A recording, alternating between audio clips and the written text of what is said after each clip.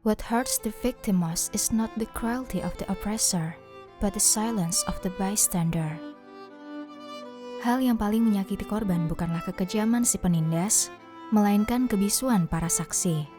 Elie Wiesel. Pernahkah kalian melihat suatu kejadian di mana orang mengalami suatu masalah, namun orang-orang lain di lokasi tampak hanya melihat saja dan tidak ada yang berinisiatif membantu? Orang-orang di sekitar tampak acuh, dan kamu pun merasa ragu membantu.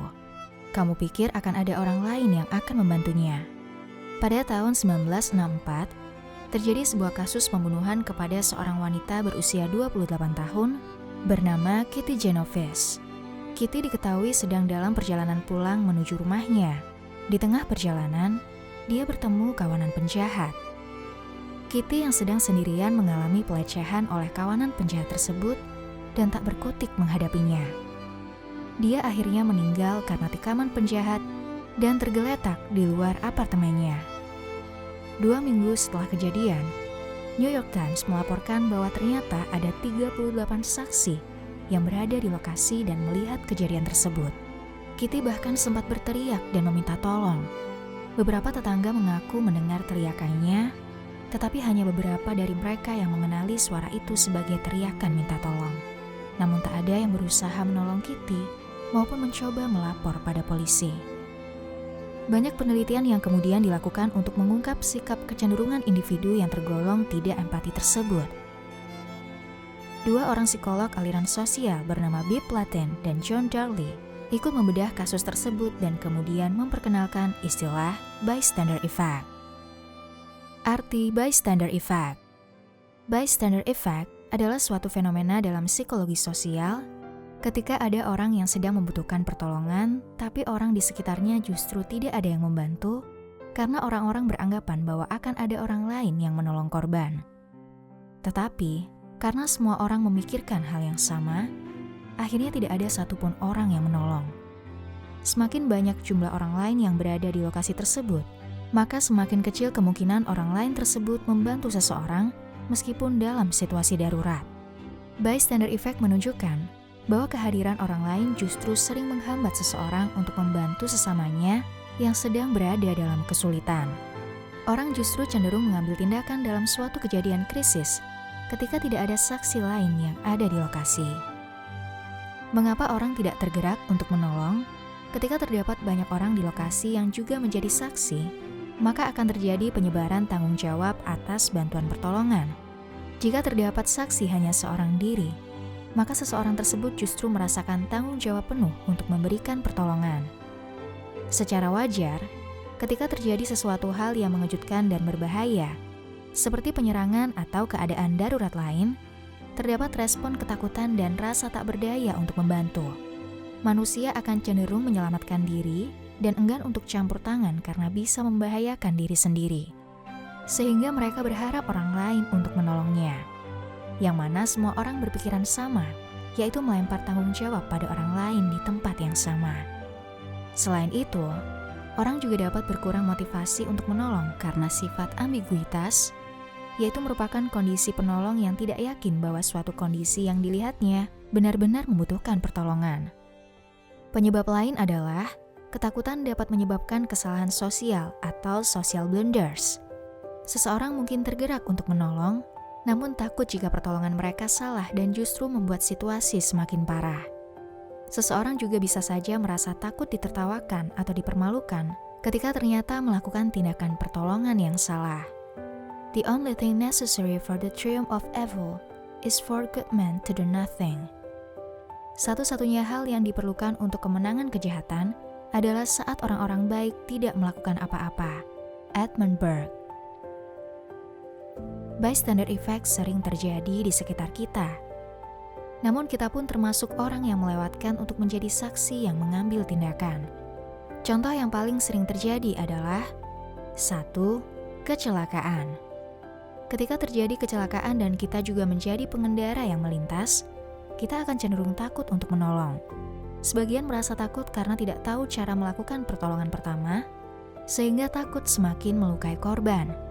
Dan ada pula yang merasa takut jika kemudian dijadikan tersangka kecelakaan, atau harus menghadapi berbagai pertanyaan dari pihak berwenang. 2. Kekerasan dalam rumah tangga. Saat tetangga kita ribut dan terdengar suara berisik, pada umumnya kita akan diam saja.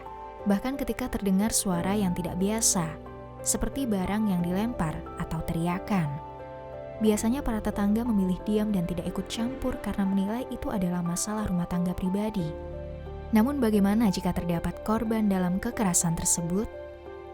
3. Bullying.